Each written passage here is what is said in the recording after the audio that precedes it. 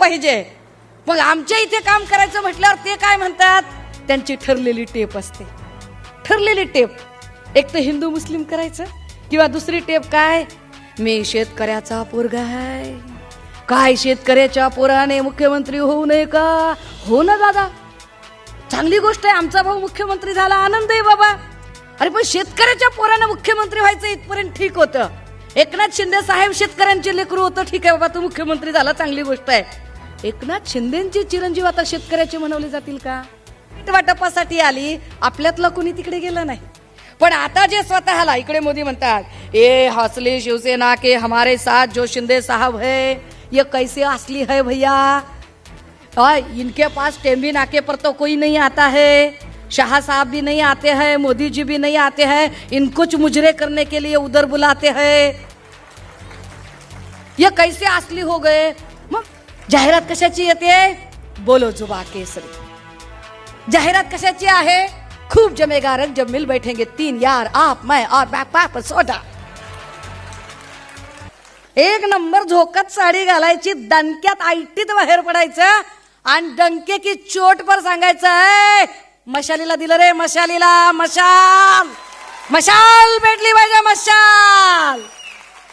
ताकदीनं सांगायचंय काय, आपकी बार भाजपा तडीपार, आपकी बार, आपकी बार, यस, मशाल पेटली पाहिजे. कारण दणकट हात सोबत आहे, विजयाची तुतारी वाजवायला लोक आतुर आहेत. मशाल आणण्या. पियुष गोयल यांच्या मतदारसंघामध्ये पत्रकार नेहा पुरव यांना जी दटावणी करण्यात आली, जी धमकावणी करण्यात आली, कुठल्याही व्यवस्थेमध्ये लोकशाहीचा आवाज बुलंद ठेवण्यासाठी माध्यमे अत्यंत महत्त्वाची असतात. मात्र माध्यम प्रतिनिधींनाच असे धमकावले जात असेल. माध्यम प्रतिनिधी एक बातमी आपल्यापर्यंत पोहोचवायचा प्रयत्न करत असतात. नेहा पुरवची अशी काय चूक होती, नेहा पुरवने एक साधीशी बातमी लावली. पियुष गोयल मासळी बाजारातनं जात होते. मासळी बाजारातनं जात असताना त्यांनी अचानक नाकाला रुमाल लावला. ज्या मतदारसंघात तुम्हाला काम करायचंय तिथे जर तुम्ही नाकाला रुमाल लावत असाल तर हा मतदारांचा, ते कष्ट करणारी माणसं आहेत जी रोज तिथे काम करत आहेत, एका अर्थाने तुम्ही त्यांच्या कष्टाचा अपमान करताय. आणि यावरची बातमी जर नेहा पुरव यांनी लावली असेल तर त्याचा उलट आपण काहीतरी चुकलो हे आत्मचिंतन करण्याची गोष्ट आहे प्रतिनिधींनी. मात्र तसे न करता नेहा पुरवच्या घरात घुसून धमकावण्यापर्यंत जर प्रकार होत असेल तर म्हणजे कुठल्याही राजकीय पक्षाची प्रतिनिधी असण्याच्याही आधी नेहा पुरव ही एक बाई आहे आणि बाई म्हणून मी तिच्या पाठीशी उभं राहिलं पाहिजे. आणि नेहा पुरव यांच्यावर झालेल्या या धमकावणीचा आम्ही शिवसेना उद्धव बाळासाहेब ठाकरे पक्ष, आम आदमी पार्टी, राष्ट्रवादी काँग्रेस शरदचंद्रजी पवार साहेब, काँग्रेस पक्ष अशा आमच्या तमाम महाविकास आघाडीच्या वतीने जाहीर निषेध करत आहोत. आता जरा काही महत्त्वाच्या मुद्द्यांवर येऊया. हा महिला मेळावा आहे आणि महिलांशीच बोलायचं आहे. का महिलांशी बोलायचंय, कारण या निवडणुकीचा थेट परिणाम हा तुमच्या माझ्यावर होणार आहे. आपल्या सगळ्यांवर हा परिणाम सगळ्यात आधी होतो. कारण गावखेड्यातल्या अजूनही म्हणजे माझ्या आईला जेव्हा मी आता फोन करते आणि काय चाललंय घरी, तर ती मला पहिल्यांदा सांगत असते, काय सांगायचं बाई, शेताला काय हे बघ भाव नाही, काय नाही, शेत करायचं तर सगळं अंगलटच येतंय, हे बघ तेलाचा भाव एवढा झालाय, गॅसचा भाव तेवढा झालाय, माणसानं जगावं का नाही जगावं. महागाईचा सगळ्यात पहिला फटका जो बसतोय तो आपल्याला बसतोय हे नीट समजून घ्या. म्हणजे गावखेड्यातल्या बायका आजही घरात जर पोरगा बसलेला असेल तर त्या त्याला सांगतायत, सारखं काय रे घरात बसतोयस, सारखं मोबाईल मध्ये नुसतं असं करतंय बघा, नुसतं बोट नुसतं असं करतंय, अरे जा की बाहेर काहीतरी कामधंदा बघ.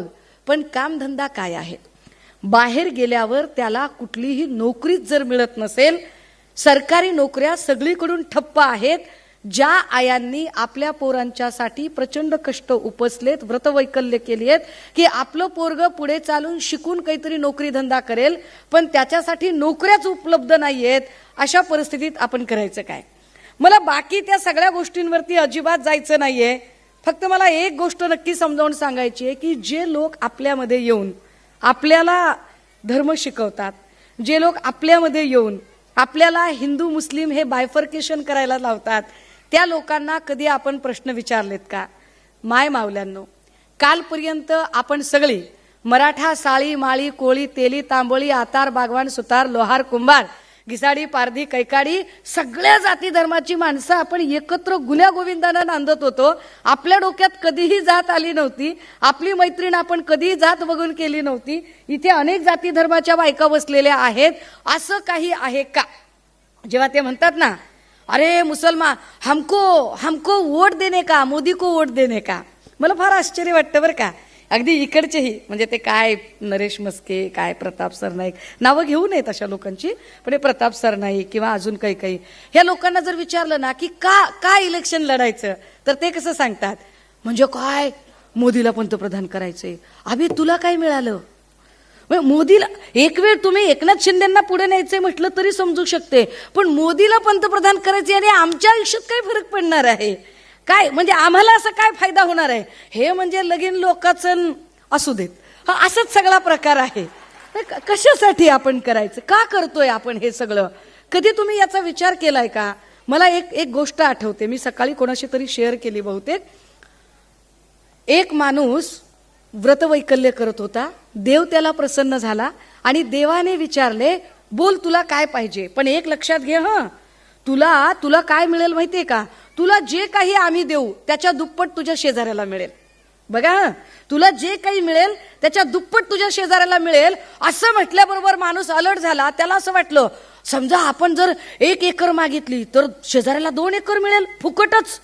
आपण 1 तोळा सोनं मागितलं, शेजाऱ्याला 2 तोळे मिळतील. आपण 1 बिल्डिंग मागितली, शेजाऱ्याला 2 बिल्डिंग मिळतील. आणि त्याचा का बरं फायदा करून द्यायचा? माणसाची वृत्ती काय असते बघा. म्हणजे भूक लागल्यावर खाणे प्रकृती आहे, भूक लागल्यावर खाणे प्रकृती, आपल्यातला अर्ध देणे संस्कृती, पण आपलं खाऊन झाल्यावरही दुसऱ्याचं हिरावून घ्यायचं ही विकृती आहे.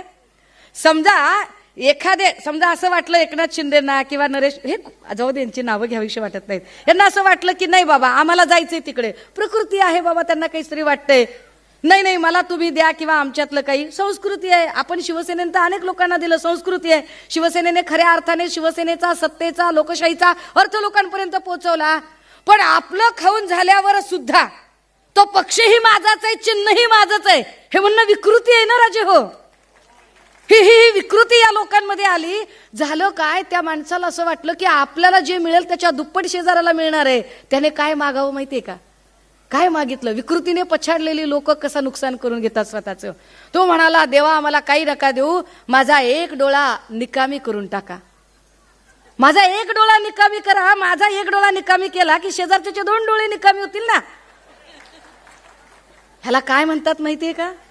आमच्या गावाकडच्या भाषेत त्याला लय इरसाल म्हणे.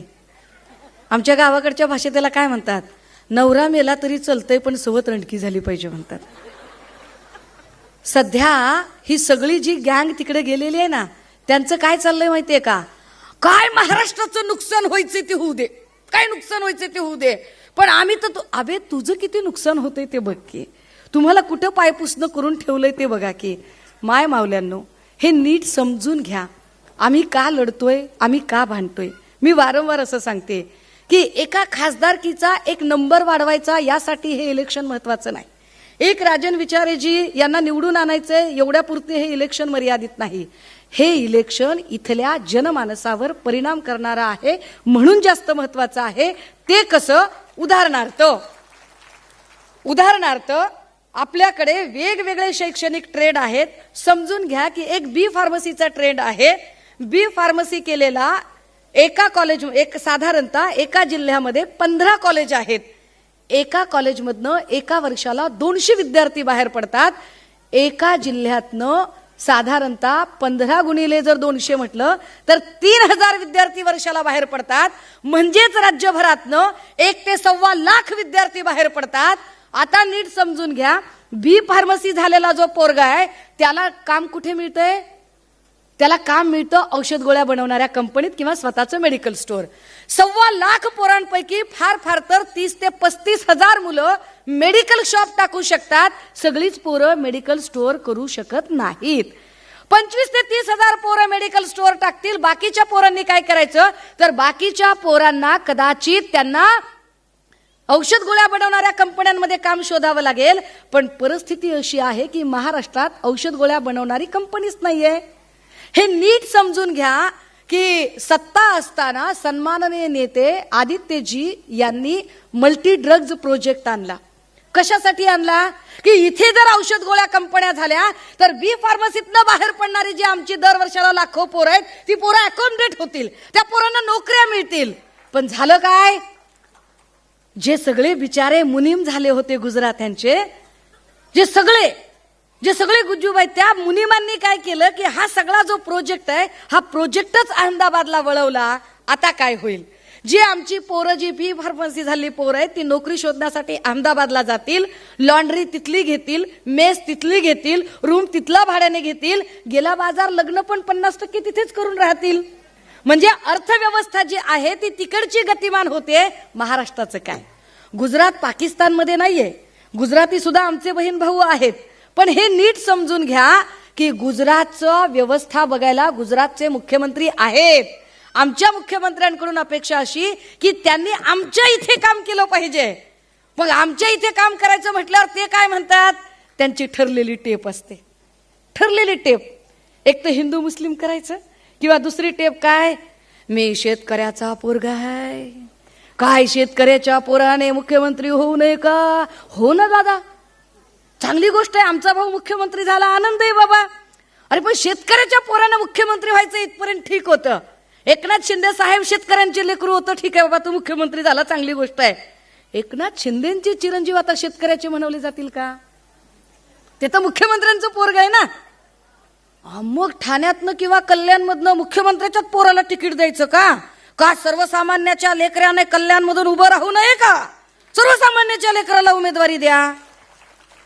तुमचंच पोरग बरं हेच सांगतात बरं का, मी माझ्या श्रीकांतला साधं हॉस्पिटल टाकून देऊ शकलो नाही. दादा, तुम्ही तुमच्या पोराला हॉस्पिटल टाकून देऊ शकला नाही, मग महाराष्ट्राच्या पोराला काय देताल तुम्ही. विचार करण्यासारखं आहे ना. काय ही निवडणूक महत्वाची आहे, महाराष्ट्राची सत्ता मत्ता अस्मिता अबाधित ठेवण्यासाठी आणि महाराष्ट्र धर्म वाढवण्यासाठी. म्हणून ही निवडणूक गरजेची आहे. कारण महाराष्ट्राने कधीही आपला स्वाभिमान कुणाच्याही पायाशी गहाण टाकला नव्हता. जेव्हा हे असली नकलीचा वाद करतात तेव्हा अजून माया हो समजून घ्या.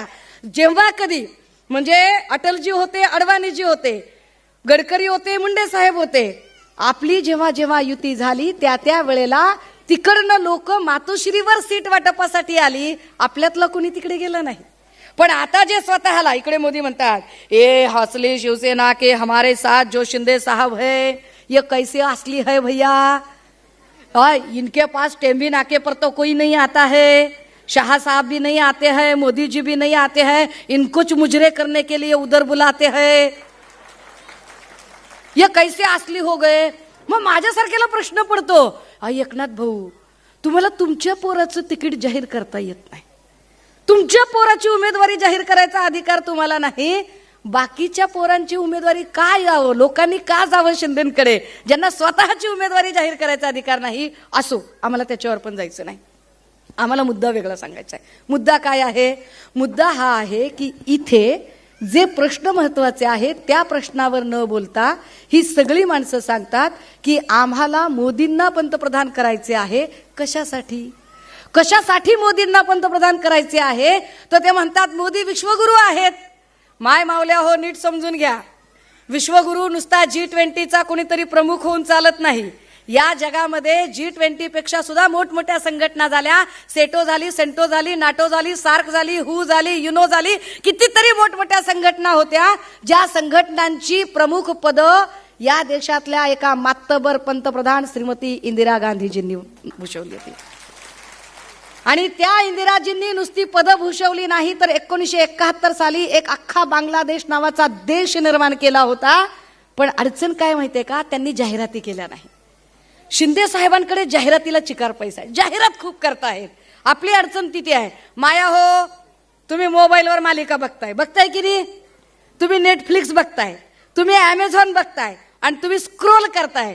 तुम्ही जेव्हा स्क्रोल करता, स्क्रोलवर जाहिरात तुम्हाला एखादं चांगलं पुस्तक आहे त्याची सजेस्ट केली जाते का, नाही. स्क्रोलवर तुम्हाला जाहिरात एखादं तूप तब्येतीला चांगलं असतं, तुपाची जाहिरात येते. बदाम तब्येतीला चांगले असतात, बदामाची जाहिरात येते. जाहिरात कशाची येते? जंगली रमी प्याव ना महाराज. जाहिरात कशाची येते? बोलो जुबा केसरी.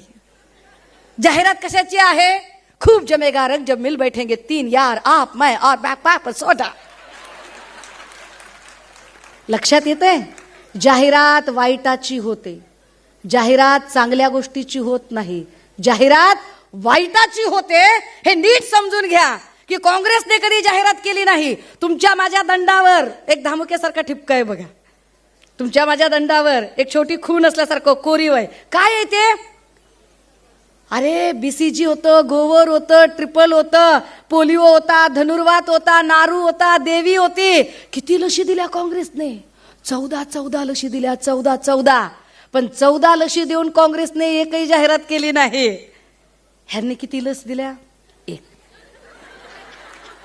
मायबापाच्या इमानदारीनं मी तर पैसे खर्चून घेतली ती लस. एक लस दिली आणि फोटो काढायला सांगितला, लगेच सर्टिफिकेटवर फोटो मोदींचा. कुठं वापरलं माहिती सर्टिफिकेट? आपण ड्रायव्हिंग लायसन्स काढताना मागतात ते सर्टिफिकेट, गॅसचं कनेक्शन घेताना मागतात सर्टिफिकेट, पोराला नोकरीला देताना मागतात सर्टिफिकेट, विजा पासपोर्टला लागतंय सर्टिफिकेट, घर घेताना लागतंय ते सर्टिफिकेट. अरे जर कुठेच ते सर्टिफिकेट लागत नव्हतं तर मग 140 गुणिले 100 रुपये, 140 कोटी गुणिले 100 एवढे पैसे सरकारने आमचे का घेतले? माल तो माल, ऊपर से मोदी का ताल. पैसे तर पैसे घेतले, वर जाहिरात पण केली आणि आपल्याला लक्षात नाही आलं.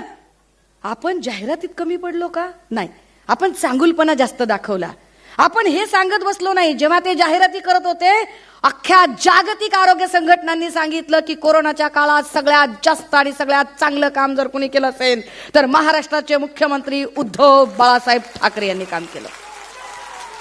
ज्या काळामध्ये उत्तर प्रदेशमध्ये नदीवर प्रेत तरंगत होती, ज्या काळामध्ये गुजरातला प्रेत रस्त्यावर जाळली जात होती, त्या काळामध्ये महाराष्ट्रात प्रत्येक जात धर्माच्या रीतरिवाजानुसार त्या प्रेताचा त्या इतमामामध्ये संस्कार होत होते.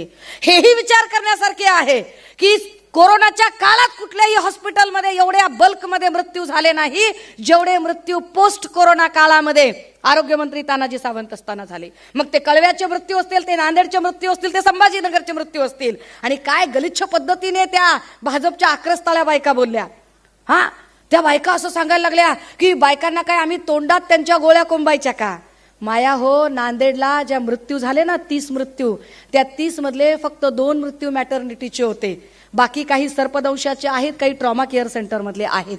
तिथे औषध गोळ्या वेळेत पुरल्या नव्हत्या म्हणून ते मृत्यू झाले होते. हे नीट समजून घ्या. ही निवडणूक का महत्वाची आहे? कारण महिला सुरक्षेच्या दृष्टिकोनातून महत्वाची आहे.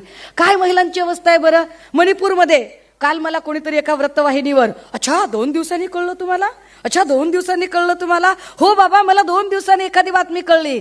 पण मणिपूरची बातमी 2 महिन्यानंतरही मोदीजी तिकडे गेले नाही, त्यावर माध्यमे का प्रश्न विचारत नाहीत? विचारला पाहिजे ना प्रश्न की मणिपूर मधल्या ज्या 2 मायमावल्या नागवल्या गेल्या त्यावर का तुम्ही बोलत नाहीत?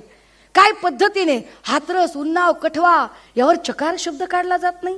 बिल्किस बानोच्या बलात्कारांबद्दल काहीच बोललं जात नाही. बलात्कारी कुलदीप सेंगरच्या समर्थनार्थ मोर्चे काढले जातात. एखादा आमदार खासदारांच्या बद्दल अत्यंत वाटेल त्या भाषेमध्ये बोलतो. आज कोल्हापूरचा कोणीतरी वाह्यात आमदार माझ्याबद्दल बोलत होता. मी त्याच्यावर उत्तर देत नाही, कारण मला असं वाटतं की जिसकी जैसी परवरिश होती है वो उसी भाषा में बात करता है. त्यामुळे आम्हाला या लोकांवरती उत्तर द्यावीशी वाटत नाहीत. पण माया हो, महिला सुरक्षेचं काय? आमच्या महिलांच्या सुरक्षेचं काय?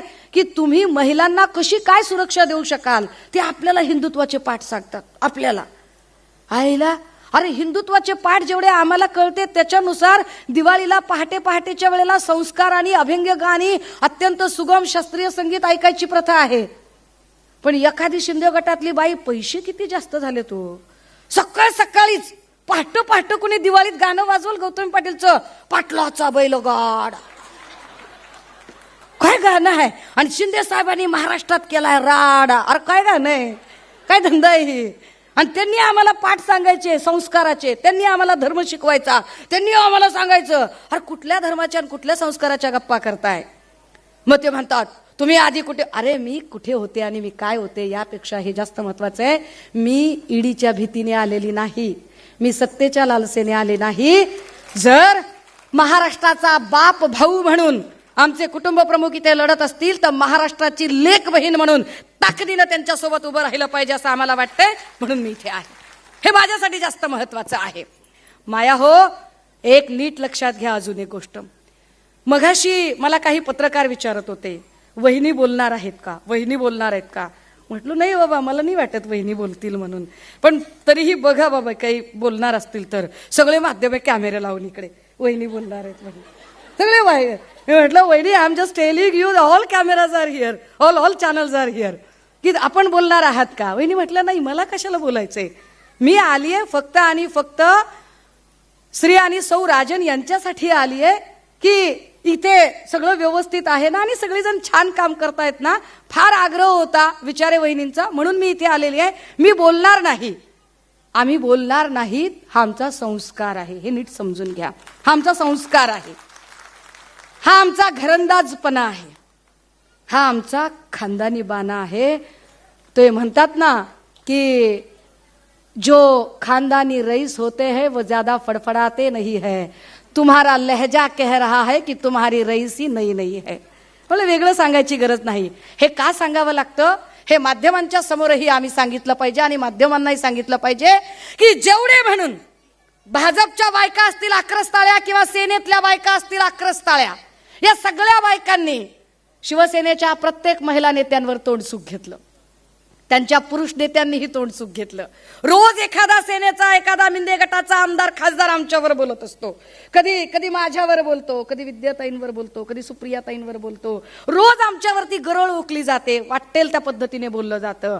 मला आनंद आहे आणि अभिमान आहे की आम्ही जे खास वंदनीय बाळासाहेबांचे शिवसैनिक आहेत, एकानेही ना शिंदे साहेबांच्या ना शिंदे गटाच्या सोबत गेलेल्या त्या तमाम मिंदे गँगच्या एकाच्याही कुटुंबातल्या बहीण लेकीबद्दल अवाक्षर आम्ही कधी काढला नाही. हा आमचा संस्कार आहे. हे आमचे संस्कार आहेत की आम्ही एखाद्याच्याही बहीण लेकीबद्दल बोललो नाही. अर्थात याच्यात अजून एक गोष्ट ऍड केली पाहिजे की काही असो, झाले 9:45 झाले का, बरं. या सगळ्यांमध्ये आता अमृता वहिनी जरा गपगार बसल्यात, गुन्ह्यानं बसले आहेत आता, कारण त्यांना आपण लई इज्जतीत तिकडे जाऊन सांगितलंय नागपूरमध्ये. हा, ननंद भावजायचं भांडण म्हणजे दुधा तुपाची उकळी असती. वहिनी मागणं म्हणायचं नाही की लईच बोलला बरं का सुषमा वंश तुम्ही म्हणून. हा, तर म्हणजे सुषमा वंश गप्पच बसतील पण तुम्ही जरा मर्यादेत राहावा म्हणून. माया हो, का ही निवडणूक महत्वाची आहे. डाळीचे भाव आम्हाला भेडसावतात, भाज्यांचे भाव आम्हाला भेडसावतात, गॅस सिलेंडरचे पैसे आम्ही घरात बसून देतो. आणि अजून एक, ते जे म्हणतात ना की मुस्लिम परेशान, काय मुस्लिम परेशान होत नाही. असं काही आहे का की मुसलमानाला 1250 रुपये गॅसचे द्यावे लागतात आणि आपल्याला 300 गॅस मिळतोय का. आपल्यालाही 1250 द्यावे लागतात. मुस्लिमाला 200 रुपये किलो तूर डाळ आणि आपल्याला काही 30 रुपये किलो तूर डाळ आहे का. आपल्यालाही 200 रुपये किलो तूर डाळ आहे.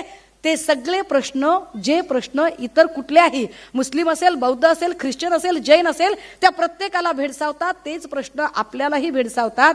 मग आता काय करावं, तर आता एक गोष्ट करायला लागेल की या इलेक्शनमध्ये जर तुम्हाला प्रत्येकीला वाटते, मी जेवढा अभ्यास करते, मला प्रत्येक मतदारसंघाचा जो मुखोद्गत अभ्यास करते, कल्याण आणि ठाण्याचा क्राईम रेट सगळ्यात जास्त झालाय. कल्याण आणि ठाण्यामध्ये जाणीवपूर्वक खोट्या केसेस टाकल्या जातात. आपल्या ओळखीचे PI PSI बसवायचे, PI वर दडपण आणायचं आणि जो आपल्यासाठी काम करतो त्याच्यावरती खोट्या केसेस टाकायच्या. या सगळ्यांमधून आपल्या लेकरांची सुटका करायची असेल, आपल्या लेकरांना सरकारी नोकऱ्या तर नाहीच नाही. आता मोदीच्या गॅरंटीवर ताई फार बोलल्या, त्यावर अजिबात बोलणार नाही, क्योंकि मोदी की गॅरंटी क्या है, जितना बड़ा भ्रष्टाचारी उसको सबसे बड़ी एंट्री, यही मोदी की गॅरंटी है की ते सगळ्यात मोठ्या भ्रष्टाचाराला सगळ्यात मोठी एंट्री देतात. आपल्याकडे तलाठी भरती झाली माया हो, तलाठी भरतीला लेकरांनी अर्ज भरले. किती मार्काचा पेपर होता. इकडे आमच्या जयश्री ताई बसलेल्या आहेत कोपऱ्यात, नाणार प्रकल्पासाठी लढणाऱ्या. किती मार्काचा पेपर होता ताई. 200 मार्काचा. किती मार्क पडले माय. 214, 212. यही मोदी की गारंटी है. 4 आने की मुर्गी और 12 आने का मसाला, यही मोदी की गारंटी है. ह्या सगळ्यातनं जर सुटायचं असेल, महागाई, बेरोजगारी, महिला सुरक्षा, हे 3 प्रश्न या निवडणुकीत आमच्यासाठी अत्यंत महत्त्वाचे आहेत की आम्ही महागाईचे चटके सहन करतोय. त्या सिलेंडरवर बसणाऱ्या ज्या काकू होत्या त्या आम्हाला दिसत नाहीत आजकाल कुठेच. त्या कुठे गायब आहेत की त्या ज्या भाजपच्या आक्रस्ताळ्या बाई होत्या त्या कुणाला तरी चपलेनं मारायची भाषा करत होत्या त्या आता मिठ्या मारत त्यांना लाकडाच्या पाटावर चेअरमनच्या ताटामध्ये हायब्रिडचा घास तुला भरविते असं म्हणत त्या तिकडेच आहेत. त्या काहीच बोलायला तयार नाहीयेत. ही सगळी माणसं जर बघितली तर आत्ता महागाई, बेरोजगारी आणि महिला सुरक्षा यावरचा एक कन्स्ट्रक्टिव्ह प्लान आम्हाला कोण देऊ शकतं तर निश्चितपणे एक आश्वासक नेतृत्व म्हणून आदित्य उद्धव साहेब ठाकरे. आता हे परत एकदा सांगितलं पाहिजे आणि माध्यमांच्या समोर सांगितले पाहिजे की कुणीही, मला आनंद आहे की एकही माणूस आदित्य दादावर हा आरोप नाही करू शकणार की तुम्हाला सगळं आयतं मिळालंय. कारण राखेतनं पक्ष उभा राहतोय. पुन्हा एकदा फिनिक्स सारखी पक्ष भरारी घेतोय आणि हा पक्ष उभा करताना ज्या पद्धतीने मेहनत घेतली जाते, ज्या पद्धतीने ते आपला वेळ देत आहेत हे जास्त महत्त्वाचं आहे. महाराष्ट्रातल्या प्रत्येक तरुणांच्या साठीचा आश्वासक चेहरा म्हणून जर ते पुढे येत असतील आणि त्यांच्यासोबत जर आदरणीय पवार साहेबांचे, आदरणीय उद्धव साहेबांचे आशीर्वाद असतील तर निश्चितपणे ते ही लढाई फार यशस्वीपणे पार पाडतील. आपण सगळ्यांनी आपला लेक, आपला भाऊ म्हणून आता सोबत राहण्याची गरज आहे. महिला शक्तीवर अजून माझ्याकडे फार वेळ कमी असल्यामुळे मी घाईघाईत सगळे मुद्दे घेण्याचा प्रयत्न करते. पण आपल्या सगळ्यांची ताकद त्यांच्या पाठीशी उभी राहणार आहे. आणि हो, इथे अजून उमेदवारच ठरत नाहीये त्यांचा. मस्केंनी म्हणायचं प्रताप सरनाईक माझ्या समोर कुणीच नाही आणि प्रताप सरनाईकांनी म्हणायचं नाही नाही त्यानं कोट शिवला असला तरी उमेदवारी मलाच मिळणार आहे. अजून ज्यांची उमेदवारी सुद्धा तय झालेली नाही, उमेदवारी सोडा जागा त्यांना मिळणार आहे की नाही हेही त्यांना माहित नाही. त्या जागेसाठी त्यांना दिल्लीचे वाट बघावे लागते. त्या लोकांकडून आपण अजिबात डिमोरलाइज व्हायचं कारण नाही. मी जे म्हटलं की हे फक्त जाहिरात आहे, जाहिरात तशी दाखवली जाते पण नीट समजून घ्या. पश्चिम बंगालमध्ये ममता बॅनर्जी ताकदीनं लढत आहेत, तमिळनाडूमध्ये हे शून्य आहेत, केरळमध्ये यांना कुणी एंट्री देत नाही, आंध्र कर्नाटकची परिस्थिती आपल्याला माहिती आहे. तिकडे दिल्लीमध्ये केजरीवालजींची यांना भीती वाटते म्हणून त्यांना आत टाकलेलं आहे. तेजस्वी यादव शड्डू ठोकून आहेत. म्हणजे एकूण जर सगळं वातावरण बघितलं तर भाजपा 200 सुद्धा पार करू शकत नाही. हा जो सगळा फुगा जाहिरातीचा दाखवला जातोय तो फक्त आणि फक्त जंगली रमी पे आओ ना महाराज सारखा खेळ आहे. याच्या पलीकडे काही नाही. आपण ताकदीनं एक गोष्ट नक्की करूया माया हो की निवडणुकीच्या दिवशी, मतदानाच्या दिवशी 1 नंबर झोकात साडी घालायची. 1 नंबर झोकात साडी घालायची. दणक्यात आयटीत बाहेर पडायचं आणि डंके की चोट पर सांगायचं मशालीला दिलं रे, मशालीला. मशाल भेटली पाहिजे, मशाल. ताकदीनं सांगायचंय काय, आपकी बार भाजपा तडीपार, आपकी बार यस. मशाल पेटली पाहिजे कारण दणकट हात सोबत आहे. विजयाची तुतारी वाजवायला लोक आतुर आहेत. मशाल अन्यायाविरोधातली पेटूया आणि आपल्या सगळ्यांनी जे काही आणि कुणाच्या भावना दुखावणार नव्हते हे पुन्हा वेगळं सांगायला नको. तरी पण काही वाईट वंगाळ वाटला असेल तर तुम्हाला माहिती आहे माफी मागणं काय आपल्या स्वभावात बसत नाही. आपण असेच आहे.